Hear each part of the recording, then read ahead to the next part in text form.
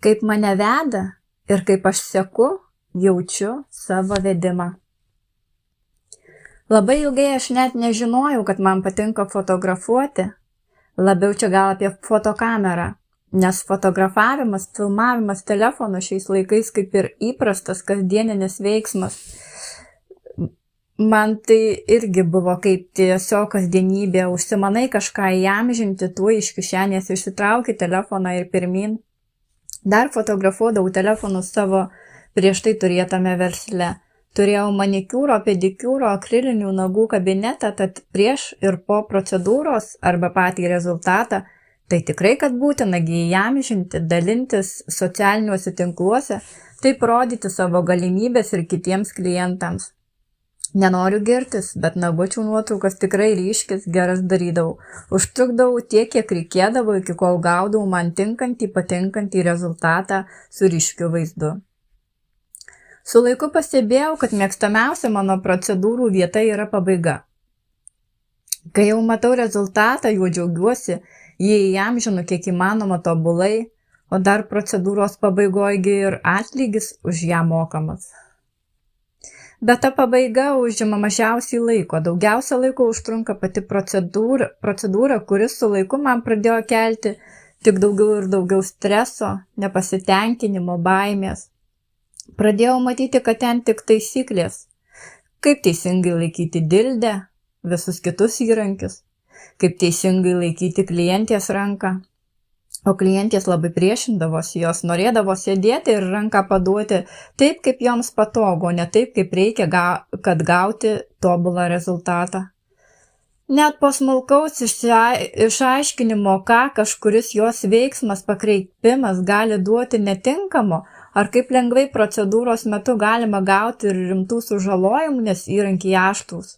Joms nelabai rūpėjo kartu su manim stengtis eiti į tą tobulą rezultatą. Atrodydavo, tarsi jos specialiai priešinasi visiems mano reguliavimams. Aš turėjau naudoti daug savo jėgos, kad gauti jų rankas taip, kaip reikalauja procedūra. Ilgainiui pradėjau jaustis, tarsi aš jas prievartauju. Tarsi jos man priešinasi, o aš vis tiek jas tempiu ir prispaudus laikau procedūros vietoje per prievartą. Ašgi ne kovotoja. Aš kuriu estetiką, grožį. Širdyje aš menininkė. O kur čia menas? Nemačiau meno. Mačiau tik daug taisyklių ir dar daugiau prievartos siekiant pritaikyti tas taisyklės. Kol vieną dieną man į rankas buvo įdėta fotokamera. Ilgai ėjau link jos. Apie tai plačiau nupasakota galima rasti mano knygoje apie mane be baimė tikra istorija. Bet kai aš pagaliau priartėjau prie kameros, išmokau naudoti, supratau, kad man labai patinka fotografuoti. Ir ypatingai su kamera.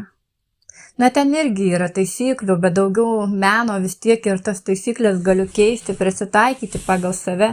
Čia nėra to griežto tik taip arba nieko nebus. Ne, čia yra daug galimybių, kurios duoda skirtingus, nuostabius rezultatus. Labiausiai man patinka fotografuoti gamtą. Gamta yra pats nuostabiausias, unikaliausias meno šedevras ir man patinka įamžinti pagal tai, kaip aš ją matau arba ką noriu parodyti pasauliui. Anksčiau gamtą tik stebėdavau. Mėgaudavausi tuo, ką matau, dabar, kai jau mano kelias eina susikibus rankutėmis su kamera, labai patinka ir įamžinti tą grožį. Kurį laiką tiesiog mėgavausi pačia gamtos fotografija, kėliau nuotraukas į socialinius tinklus, bandžiau kurti mini reelsus.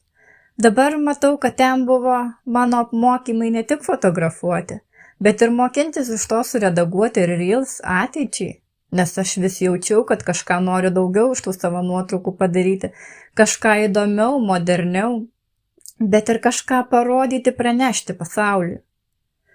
Mano tie pirmieji reels tiesiog buvo apie tai, ką matau kaip gražu. Bet ten esmė buvo ne žodžiuose, o tame, kad aš mokiausi aplamai redaguoti, montuoti, gaminti produktą iš savo nuotraukų. Ir manau, man sekėsi visai neblogai. Po nubudimo, kai parašiau savo knygą, mane aplankydavo įkvėpimukai su trumpais motyvaciniais tekstais, kuriuos tiesiog užsirašydavau į užrašus. Vėliau peržiūrinėdamas savo senas nuotraukas arba ką tik padarytas naujas, pajausdavau, kad kažkuriai nuotraukai būtent tinka kažkurie tie mano žodžiai esantys užrašuose. Taip intuityviai pradėjau kurti mini reels, kurie man pačiai atrodė tobuli ir jaučiau, kad aš tikrai kažką naudingo sakau pasauliui, jam suprantama kalba ir prieinamu būdu. Taip vis stebėjau tą manęs vedimą. Kartais pirmą gaudavau kadrą, tada vėliau atsirasdavo jam žodžiai, kartais pirmą atsirasdavo žodžiai, tada atrasdavau arba sukurdavau jiems tinkantį kadrą pagal mano pajautimą, viziją. Matau, kad daug kas tame manęs vedime pirmiausia tarsi blykstelna, o vėliau po kurio laiko iš to blyksnio išaugo kažkas daugiau arba tam blyksniui atsiranda tinkama terpė. Tai randa savo vietą mano kelyje ir veikloje. Pavyzdžiui, kažkaip pamačiau Spotify kūrėjo programėlę, suspirgėjau, kaip čia faina, man reikia šito, parsisiunčiau. Užsiregistravus supratau, kad aš neturiu ką į ten kelti. Mano knyga ir jos formatai jau turi savo formas, jau yra įkelta ir aš nenoriu nieko keisti. Jaučiuosi su tuo jau ir baigus savo darbą. Liko tik skaitytojui ją atrasti ir perskaityti. Bet kada atėjo aiškumas, kad aš tęsiu tą savo knygą dienoraščio pavidalu, sekančią dieną įvyko kitas suvokimas, kad būtent tam savo dienoraščiui publikuoti aš galiu ir naudoti ir šią platformą, ir prijungti ir Spotify, YouTube. Aš susikauftų priešais kamerą, užstringu kalbėdama. O man ir patinka labiau rašyti nei kalbėti. Aš esu tokia, kokia esu. Tuom esu nuostabi. Žinau, kad šiais laikais turim visas sąlygas ir reikia jomis naudotis, norint pasiekti žmonės. Žmonės nori matyti žmogų, ne tik jo gamtinės nuotraukas. Aš renkuosi rodytis, bet man tinkamiausia forma – rašymu. O kadangi mažai kas mėgsta skaityti, tiems neskaitantiems paskaitysiu aš pati, ką prirašiau. Sekite ir jūs savo impulsus.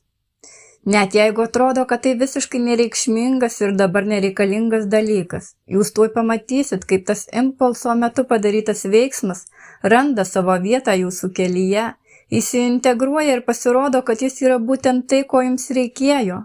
Aiškumas ateina tik vėliau, bet ateina. Pasitikėkite ir jūs jūsų vedimu. Tai veda į ten, kur jums bus geriau, net jeigu šiuo metu ir pats nežinot, kur ir kas jums geriau. Arba net jeigu manot, kad žinot, kas jums geriausia, tai nebūtinai yra tiesa.